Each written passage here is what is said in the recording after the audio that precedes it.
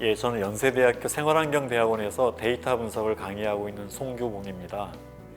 오늘 여러분들과 살펴볼 이야기는 배달업을 위한 상권 분석을 어떻게 하면 잘할 수 있는 건지 함께 살펴보도록 하겠습니다. 제가 데이터 분석을 할 때 모든 사람들이 요즘에 데이터를 잘 다루고 싶어하는 그런 질문들을 받게 되는데요. 두 가지를 제안 드려 볼게요. 첫 번째가 질문을 좀 잘할 필요가 있습니다. 분석을 두려워할 게 아니고 꼭 필요하고 흥미로운 질문 하나를 던질 필요가 있는데요. 예를 들어서 배달업의 상권 분석 어떻게 하지 그러면 굉장히 막막하고 어려워집니다. 그럴 때는 이 질문을 좀 바꿀 필요가 있습니다. 이렇게 힘든 와중에도 배달업을 정말로 잘하고 있는 가게들은 어디에 있지? 그 가게들은 어떤 고객들을 만족시키고 있지? 얼마나 멀리 배달을 다니고 있지? 자, 만약에 이 질문이 여러분들에게 유용하다면 두 번째 질문을 만들어낼 수가 있습니다. 그러면 내가 관심 있는 지역에서 가장 배달업을 잘하고 있는 가게는 어디이지? 라고 한번 질문을 던져보시기 바랍니다.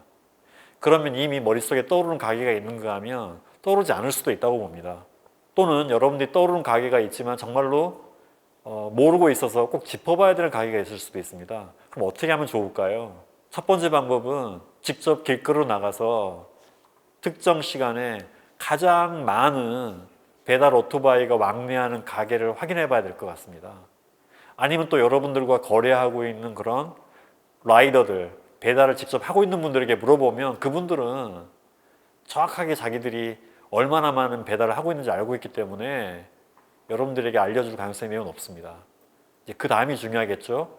그러면 그렇게 추천을 받거나 여러분이 스스로 알고 있는 가게가 있다고 한다면 그 가게는 과연 어떤 메뉴, 어떤 맛, 어떤 강점을 가지고 배달업에 성과를 내고 있는지 우리가 살펴볼 필요가 있습니다.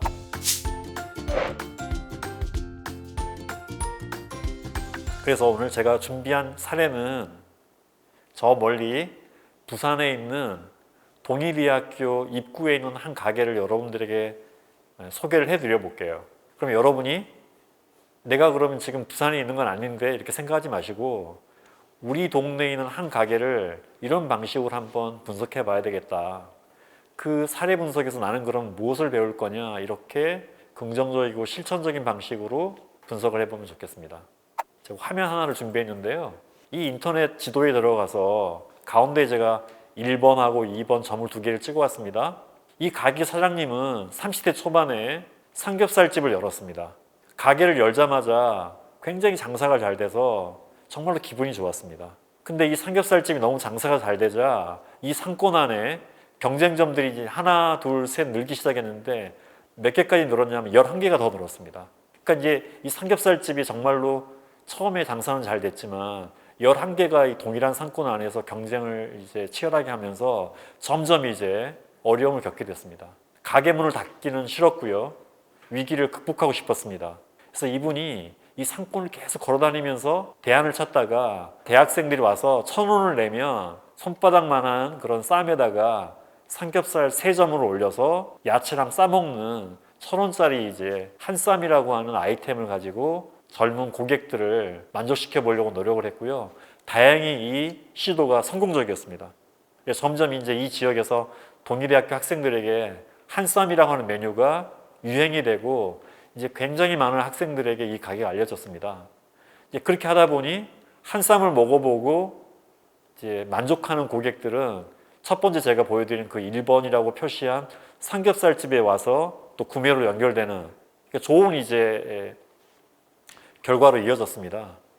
근데 이제 이것만 가지고는 충분치 않은 거죠. 이 사장님 이야기를 들어보면 그 1,000원짜리 쌈을 팔아서 남길 수 있는 수익이 너무 박했기 때문에 인기는 있었지만 이렇게 안정적으로 매출을 올리기는 어려웠습니다.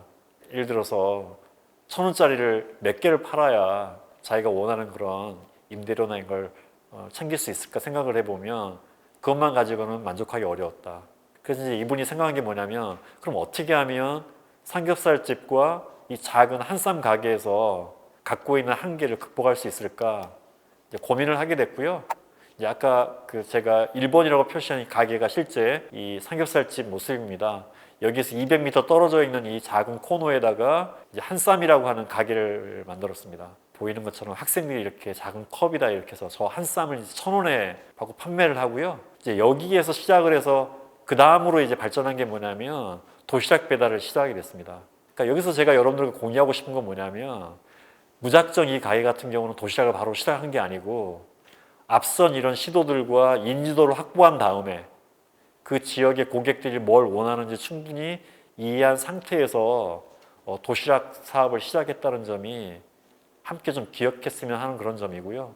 만약 여러분 경우에 내가 지금 아직 이 지역에서 장사를 아직 충분히 시작하지 않았다고 한다면 소상공인진흥원에서 제공하고 있는 상권분석 사이트에 들어가서 원하는 권역을 한번 이렇게 원으로 그린 다음에 데이터를 분석해 볼 필요가 있습니다. 그럼 지금 제가 원을 2개를 그려왔는데 왜 원을 2개를 그려왔을까요? 내가 관심 있는 지역, 가게를 열려고 하는 지역이거나 이미 가게를 운영하고 있는 지역에 주거민이나 유동객이나 직장인들을 파악을 하려면 비교 대상이 필요합니다. 안 그러면 이 지역이 20대가 많은지 적은지 우리가 이해하기 어렵거든요.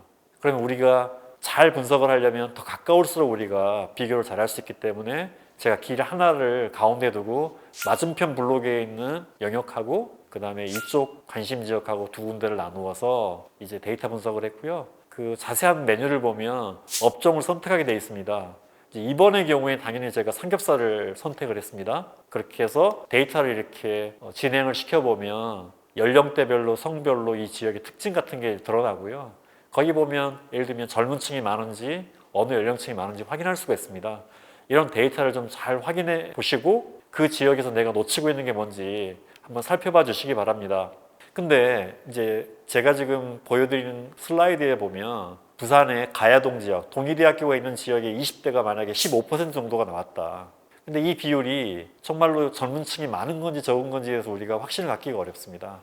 이제 이런 경우에는 조금 더 고생스럽지만 전국의 인구 통계하고 부산시 인구 통계하고 이 가야동이 포함되어 있는 부산 진구의 인구 통계를 함께 비교해 봐야 이 지역이 20대 인구가 많은지 적은지 우리가 판단할 수 있거든요.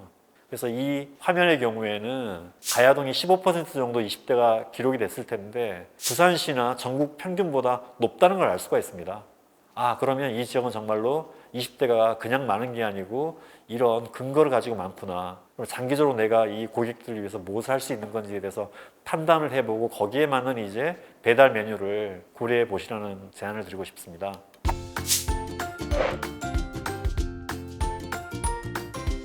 이제 이 사장님의 경우에는 가야동에서 첫 번째로 배달업을 해서 시행착오를 많이 거치긴 했지만 상당한 성공을 이뤘습니다.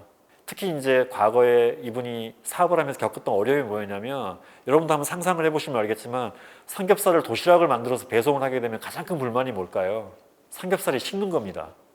그럼 이제 고객들이 이제 불만이 많은 거예요. 그래서 이분은 뭘 했느냐? 요즘에 여러분 코로나 때문에 큰 건물이나 전철역이나 어디 이동할 때 재는 측정 기계를 보신 적이 있을 거예요. 이 사장님이 바로 그런 측정 기계를 하나 구매를 해서 삼겹살이 나갈 때 만족도가 어디까지 가는지 스스로 직접 이 데이터를 가지고 스스로 분석을 했다는 겁니다. 그래서 이분이 찾아내는 온도가 뭐였냐면 50도였어요. 배달 받는 고객 입장에서 50도 정도까지 유지될 때까지는 고객들의 만족도가 상당히 높은데 만약에 삼겹살이 너무 식어서 이게 50도 미만으로 떨어지기 시작하면 고객들의 불만이 점점 높아지더라는 거예요. 그래서 지금 화면에 보면 제가 노란색 원을 그려왔는데 저 원이 뭘 의미하는 거냐면 이 배달업 사장님께서 선택한 판매 권역입니다. 아무리 장사가 될 거라고 생각이 돼서 좀 먼 거리에서도 욕심을 내서 배송을 해봤더니 그 삼겹살의 온도를 50도를 유지하기 어렵더라. 그래서 이분이 정한 원칙은 뭐였냐면 10분 권역 안에 50도의 온도를 유지하는 방식으로 고객을 만족시켜야 되겠다라고 해서 점점 이제 이 가게에 손님들이 늘어나기 시작했습니다. 그래서 점포를 지금 하나씩 늘려서 한 5년 만에 지금 부산시 안에서 한 6, 7개 매장으로 확대가 됐고 모두 직영점이고요. 이 직영점 안에서 지금 똑같은 그 지역의 상권을 먼저 분석을 해서 이미 자신감을 확보한 그런 고객들이 얼마나 그 지역에 많은지를 살펴보고 그 지역 안에서 배달 권역 10분을 고려해서 사업성을 검토한 다음에 이면도로에 비싸지 않는 임대료 부담이 적은 매장을 선택을 해서 현재 사업체를 확장하고 있습니다.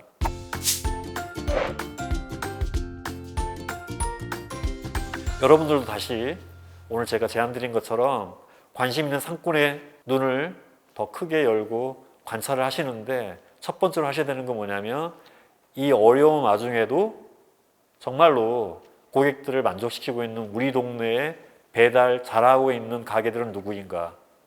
그들은 어떤 면에서 고객들을 만족시키고 있는가? 내가 배울 것은 없는가? 그리고 그들이 만족시키는 구체적인 고객들은 누구인가?